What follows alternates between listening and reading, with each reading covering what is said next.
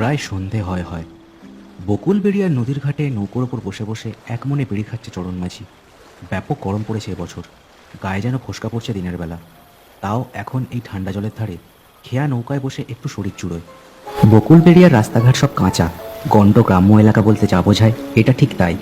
বিদ্যুৎ আসবে আসবে করেও কোনো পাত্তা নেই। সারাদিনে মাত্র দুটো বাস চলে নদীর এপারের পিচের সড়কের ওপর দিয়ে।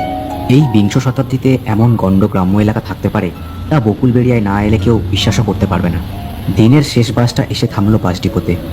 বাসের ঘরঘরানি বন্ধ হতেই শ্মশানের মতো নিস্তব্ধতা নামলো জায়গাটায়।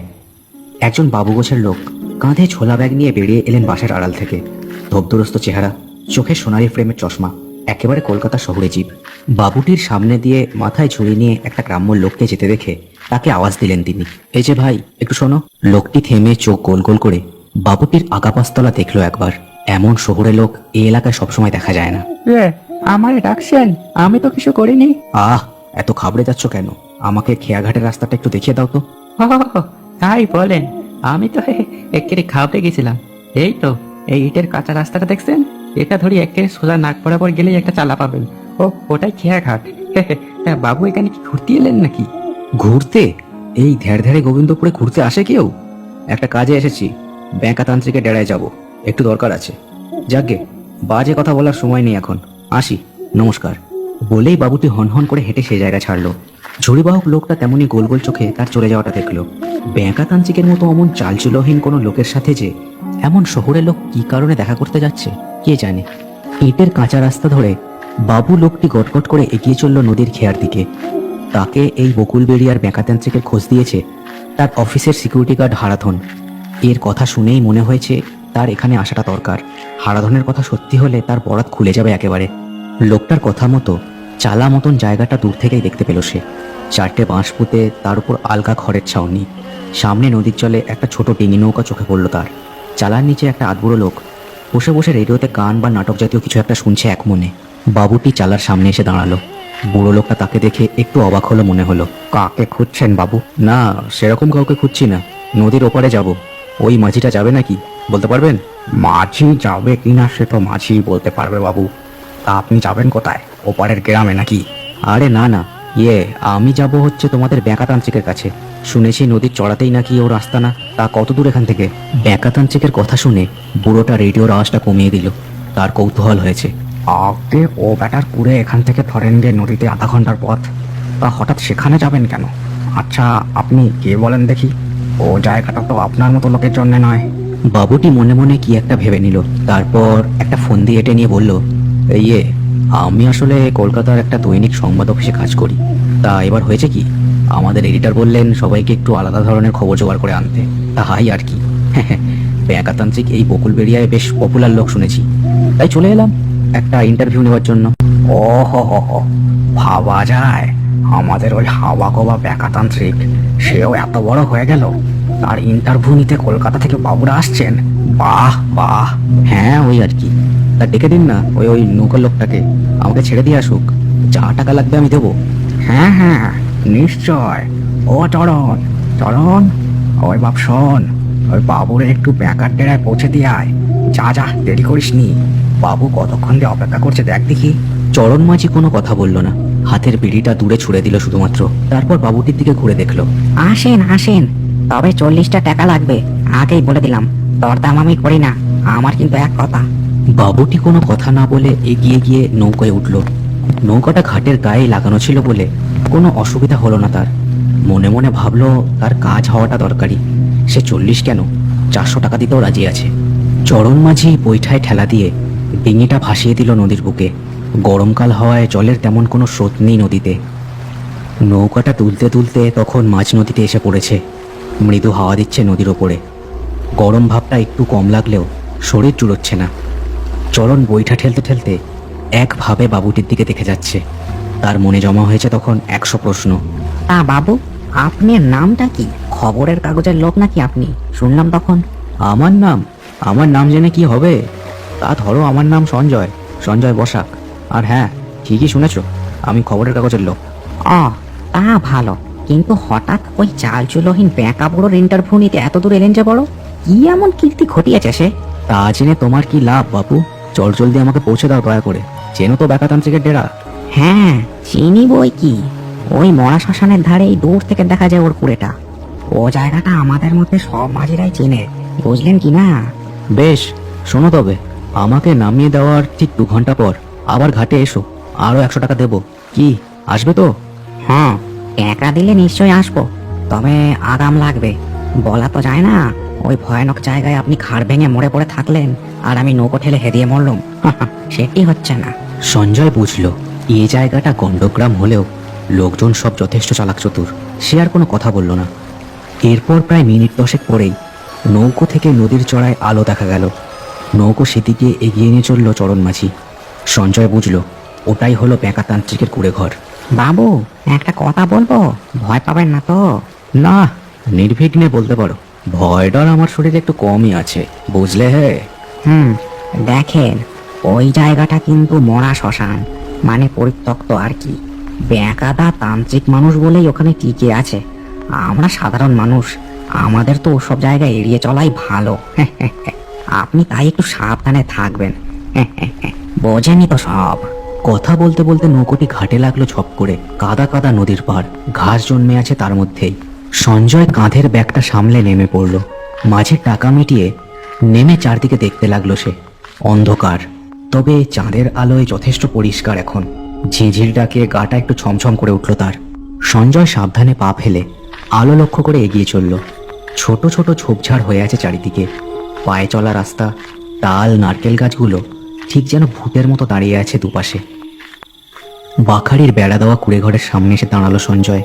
হাতের টর্চটা তুলে দেখলো মাটির কুড়ে, মাটির দাওয়া, মাথার ওপর খোলার ছাউনি। মিটিমিটি আলো দেখা যাচ্ছে, কারোর নড়াচড়াও দেখা যাচ্ছে এখান থেকে। কেউ আছেন বাবু, কেউ আছেন? তার ডাকে এবার একটা লোক বাইরে বেরিয়ে এলো। লম্বা সিড়িঙ্গে ধরনের চেহারা, মাথায় উস্কো খুস্কো চুল, খালি গা, মুখে একরাশ বহুদিনের না কাটা কাঁচা পাকা দাড়ি গোঁফ। এমনই একটা চেহারা আশা করেছিল সঞ্জয়, কিন্তু লোকটার চেহারা সাধারণ হলেও চোখগুলো যেন থকথকে অঙ্গার। নমস্কার, আমার নাম সঞ্জয়, আমি আসছি কলকাতা থেকে। এই বকুল বেরিয়ার হারাধন, তার কাছ থেকে আপনার সন্ধানটা পেলাম। আমি আসলে। লোকটা একটা হাত তুলে এবার তাকে থামিয়ে দিল।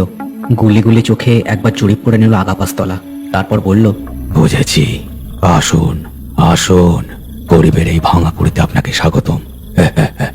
বাপরে, কি কলা! যেন বাজ ডাকলো। সঞ্জয়ের বুকের ভেতরটা দুরু দুরু করে উঠল। সে কোণের দরজার দিকে এগিয়ে গেল। ঘরের মধ্যে একটাই তক্তা, তার সামনে একটা মোটা মোমবাতি জ্বলছে। ঘরের কোণে একটা জলের কুঁজোও চোখে পড়ল সঞ্জয়ের। সে দাঁড়িয়ে চারদিকে দেখছিল। লোকটা মেঝেতেই থেবড়ে বসে পড়ল। ঘরের এদিক ওদিক শুকনো পাতা আর ছেঁড়া চটের টুকরো পড়ে আছে। দাঁড়িয়ে কেন, বসে পড়ুন, দেখুন এটাই হলো আমার আস্তানা। সঞ্জয় তক্তপোষে বসে পড়ল। ঘরের জানলা দিয়ে ফুরফুর করে হাওয়া আসছে, গোল চাঁদটাও দেখা যাচ্ছে সেখান দিয়ে। বেশ, এবার বলুন কি ব্যাপার? আপনার মতো লোক আমার কাছে, বেশ অবাক হচ্ছে আমি। হ্যাঁ, আসলে আমাদের অফিসের গার্ড হারাধন, সে এই এলাকারই লোক। আসলে আমার একটা ইন্টারভিউ দরকার ছিল, তাছাড়াও আরো একটা কাজ আছে, সেটা না হয় শেষে বলবো। আপনার আপত্তি না থাকলে। না না, আপত্তি আর কিসের, বলুন কি জানতে চান? সঞ্জয় পকেট থেকে ফোন বের করে রেকর্ডের বোতাম টিপল। তার কাজের কথাটা না হয় শেষেই বলবে, আগে জেনে নেওয়া যাক এই লোকটা আসল না জালি। আপনি কতদিন আছেন এখানে? তা ধরেন হয়ে গেল, এই জ্যৈষ্ঠ মাস পড়লে প্রায় 70 বছর হবে। যখন এখানে এসেছিল তখন আমার দারুণ অসুখ, কলেরা, বুঝলেন তো, মহামারী কলেরা। কতদিন যে পেরিয়ে গেল তারপর। সঞ্জয়ের প্রথম উত্তরটা শুনেই যেন থক করে উঠল বুকের মধ্যে। বলে কি, এর বয়স মেরে কেটে 45 হবে কিনা সন্দেহ। বলে কিনা 70 বছর ধরে এখানে আছে। বেটা কুলবাজ। আচ্ছা, আপনি শুনেছি ভূত প্রেত সমস্ত নিজের কাবুতে রাখেন, তা আমার একটা কাজ করতে পারবেন? এসব কথা কোথায় শুনলেন মশাই? ও আরে মশাই, আমি ছিলাম জাদুকর। গ্রামে গ্রামে ঘুরে ম্যাজিক দেখাতাম, বুঝলেন তো, ভূত প্রেত। সঞ্জয় আবারও একবার চমকালো। এই লোকটা কি পাগল নাকি? সে পরের প্রশ্ন করার জন্য চোখ তুলে তাকালো। তাকিয়েই বুকের ওপর যেন কুম করে কিল পড়ল একটা। দেখলো ঘরের একমাত্র জানালায় একটা ছায়ামূর্তি এক দৃষ্টে ঘরের মধ্যে দেখছে। দু চোখে আগুনের ফুলকি। লোকটা কখন থেকে ওখানে দাঁড়িয়ে আছে কে জানে। এই কে কে কে ওখানে? ব্যাকাও সেদিকে তাকালো, কপালে ভ্রুকুটি, রাগের চিহ্ন চোখে মুখে খুব সুস্পষ্ট। কি ব্যাপার? হ্যাঁ, কি চাই এখানে? যা যা বলছি এখান থেকে। লোকটা কয়েক মুহূর্ত সঞ্জয়কে দেখে নিল, তারপর ঘর ঘরে গলায় বলে উঠল, ও লোকটার মনে পাপ আছে। যত তাড়াতাড়ি পারিস কাজ মিটিয়ে নে, আমরা আশেপাশেই আছি। বলে শ্যাত করে অন্ধকারে অন্তর্ধান করলো। কিন্তু কি বলে গেল ও? সঞ্জয়ের গলা এবার শুকিয়ে গেল। এতক্ষণ পরে ভয়টা ধীরে ধীরে প্রবলভাবে চেপে বসতে লাগলো তার মনে। হ্যাঁ, ওর কথা বাদ দেন কর্তা। বেটা পাগল। এখানে যখন এসেছিল তখন ওর পাগলামি এমন পর্যায়ে পৌঁছেছিল যে হাত পা বেঁধে শেষ কাজ করতে হয়েছিল। আচ্ছা, কিন্তু কি কাজের কথা বলছিল? কি ব্যাপার বুঝলাম না তো। আর উনিও কি তান্ত্রিক নাকি? আরে না রামু, ও বেটা সাধনার কি জানবে। তবে হ্যাঁ, দলের মানুষ। আর কাজ কি সেটা আপনি বুঝতে পারবেন, একটু সময় দিন। আশ্চর্য কাণ্ড। যাই হোক, আমার পরের প্রশ্ন যেটা জানার ছিল তা। লোকটা আবার হাত তুলে তাকে থামিয়ে দিল, তারপর নিচের রোগা ডান হাতটা তার সামনে মেলে ধরলো। আপনাকে বলছিলাম না আমি জাদু করছিলাম, যাকে বলে ম্যাজিশিয়ান। তা দেখবেন নাকি একটা ম্যাজিক? মানে কি ম্যাজিক? আমার হাতের তালুতে তাকান, ভালোভাবে ঠাহর করে দেখুন। সঞ্জয় মোমবাতির আলোয় স্পষ্ট দেখতে পেল হাতের তালুতে কেমন যেন লালচে হাওয়া জমতে জমতে একটা ঘটির মতো আকার তৈরি হলো। একটা ছোটখাটো সাইজের ঘড়া সেটা, লালচে গাঢ় তরল টলটল করছে তার মধ্যে। নিন, আসুন, অনেক দূর থেকে এসেছেন, গলাটা ভিজিয়ে নিন মশাই, নিন। এটা কি বেঁকা বাবু? জিনিসটা আসলে কি? আহ, এই দেখুন না, একেবারে অমৃত। নিন নিন, চোঁচো করে মেরে দিন দেখি। সঞ্জয় হাত বাড়িয়ে ঘড়াটা নিল। কেমন গরম গরম ঠেকলো তার হাতে। এই তো গরম মশাই, এই গরমে এই জিনিস খেলে নির্ঘাত সর্দি গরমি হবে। না মশাই, আমি খাবো না। ব্যাঁকাতান্ত্রিকের চোখ দুটো যেন ধক করে চলে উঠলো তার কথা শুনে। মুখটা ভীষণ হয়ে উঠলো মোমবাতির আলোতে। খেয়ে নিন, আমার কথা কেউ অমান্য করে আমার সেটা সহ্য হয় না। নিন নিন, খেয়ে নিন দেখি। এমন সময় কুঁড়ের দরজায় দু একজন লোকের পায়ের আওয়াজ শোনা গেল। দুজন গ্রাম্য চেহারার লোক কুঁড়ের সামনে প্রকট হলো। কি হলো রে, এখনো কাজ গুছিয়ে উঠতে পারলি না? আজব কাণ্ড বটে। ওরকম একটা গোবেচারা লোক কাবু করতে পারছিস না? চা। ব্যাঁকাতান্ত্রিক রাগে তড়াক করে লাফ দিয়ে উঠে দাঁড়ালো। অলবার তোরা এসে বিরক্ত করছিস কেন রে? যা বলছি তো, আমার মুখ খেলেটা আমায় মুছে নিতে দে বলেছিলুম। যা এখান দিয়ে। লোকগুলো কেমন খুব খুব করে হেসে উঠে ঠিক আগের লোকটার মতোই স্যাঁত করে অন্ধকারের মধ্যে গায়েব হয়ে গেল। নিন মশাই, হাতে ধরে বসে রইলেন যে, খেয়ে নিন এক ঢোকে, শরীরে বল পাবেন। সঞ্জয়ের এবার কেমন যেন সন্দেহ হলো। কি এই জিনিসটা? আর ওই লোকগুলোই বা কে ছিল? কি কাজ করার কথা বলছে বারবার এসে? ব্যাঁকা বাবু, আমার যা জানার ছিল আমি জেনে নিয়েছি, বুঝলেন তো। আমার কাজটা না হয় পরে হবে, আজ থাক, আবার একদিন আসবো। কথাটা বলতে বলতে সে উঠে দাঁড়ালো, ফোনটাকে আবার পকেটে চালান করে দিল। এই জায়গা ছেড়ে যত জলদি সম্ভব তার বের হওয়া দরকার। বটে, তবে তুই ওই শরবতটা খাবি না তাই তো? হ্যাঁ। আরে কি মুশকিল, আপনি কি জোর করে এটা খাওয়াবেন নাকি? আর এটা কি হচ্ছে? তার কথা একটা আর্তনাদে মিলিয়ে গেল, কারণ ব্যাঁকাতান্ত্রিকের মাথাটা মট মট করে ঘুরে উল্টে গেছে। ততক্ষণে চোখগুলো থেকে চোখের মনি উধাও হয়ে গেছে। সঙ্গে সঙ্গে দপ করে নিভে গেল মোমবাতিটা। অন্ধকারে ডুবে গেল ঘরখানা। অন্ধকারের মধ্যে দপ দপ করে জ্বলতে লাগলো সামনের মূর্তিটার দুটো চোখ। এবার তার হাতে ধরা ঘোড়াটা যেন আরো গরম হয়ে উঠল। সেদিকে তাকিয়ে দেখলো লাল তরলটা পক পক করে ফুটছে। একটা উজ্জ্বল আলো বেরোচ্ছে সেটা থেকে। খা বলছি, নইলে তোর গলা চিড়ে খাওয়াবো। এই, আমার কাছে আসবে না বলে দিলাম। কে তুমি?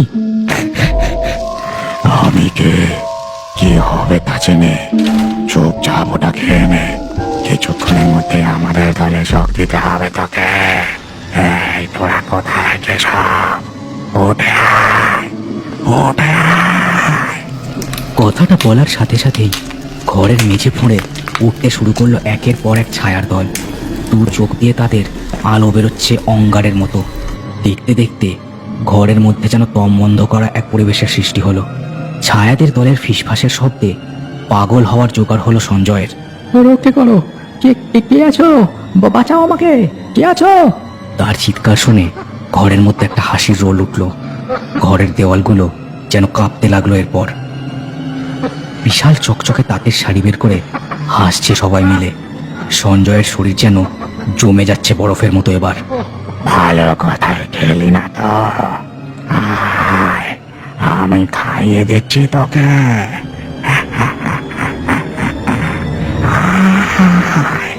কথাটা বলে দুটো হাত সামনের দিকে বাড়িয়ে দিল মূর্তিটা।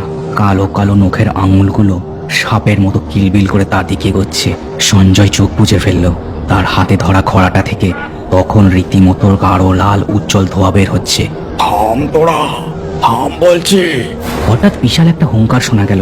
সবকটা মূর্তি আর সঞ্জয় সকলে মিলে দরজার দিকে তাকিয়ে দেখলো লম্বা রোগা একটা মূর্তি সেখানে দাঁড়িয়ে আছে। এই লোকটার মাথাও উস্কো খুস্কো চুলে ভরা, কাঁধে একটা ঝোলা।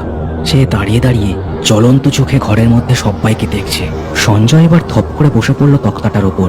হাত থেকে খড়াটা মেঝেতে পড়ে ভেঙে ছড়িয়ে গেল চারিদিকে। দরজায় দাঁড়ানো লোকটা ঝোলা থেকে এক মুঠো মাটি আর ধুলো বের করে ছুঁড়ে দিল ঘরের মধ্যে।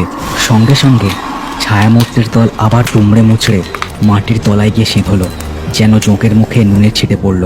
সঞ্জয় একেবারে হতভম্ব হয়ে তক্তপোষের ওপরেই বসে রইল।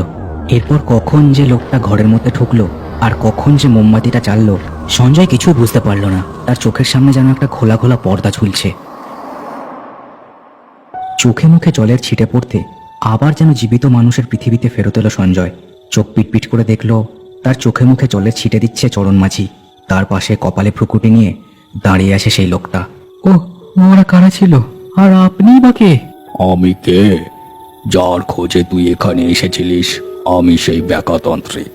আর ওরা কারা ছিল সে কথা বলতে গেলে তোকে আজ থেকে 70 বছর আগেকার কথা বলতে হয়। আজ থেকে 70 বছর আগে এখানে এই জায়গায় ব্রিটিশদের তৈরি প্লেগের হাসপাতাল ছিল। সেই হাসপাতালে বহু মানুষ মারা যায়। কেউ মারা যায় ভুল চিকিৎসায়, কেউ মারা যায় বিনা চিকিৎসায়। তারপর তাদের অতৃপ্ত আত্মা প্রেতের দল হয়ে এখানে বাসা বাঁধে। পরে এ জায়গায় বকুলবেড়িয়া গ্রামের পত্তন হলেও এ জায়গাটা হয় শ্মশান। কিন্তু সেই অপঘাতে মৃতদের উৎপাতে শ্মশানটাও কিছুদিন পর হয়ে পড়ে পরিত্যক্ত। তারপর অবশ্য আমি এখানে এসে সাধনা শুরু করি, বুঝলি তো? আমি এখানে আসতেই ওদের হয় মহা বিপদ। কিন্তু ওটা কি ছিল? কি খাওয়াতে চাইছিল ওরা আমায়? ওটা ছিল বিষ, করাল বিষ। ওটা খেলে তোর মৃত্যু হতো অপঘাতে। আর এখানে অপঘাতে যে মারা যায় সে বাধ্য হয় ওদের দলে যোগ দিতে। তোর ভাগ্য ভালো, সঠিক সময় আমি আমার সন্ধ্যার সফর সেরে এখানে ফিরে আসতে পেরেছিলাম। হ্যাঁ বাবু, আপনারে ছেড়ে যখন আমি খেয়াঘাটের দিকে যাচ্ছিলাম দেখলুম বেকাদা নদীর পাড় দিয়ে হাঁটছে। আমার সঙ্গে সঙ্গে মনে হলো আপনি এখানে একা থাকবেন, তাই সাথে করে ধরে নিয়ে এলুম। আর এখানে এসে দেখি এই কাণ্ড।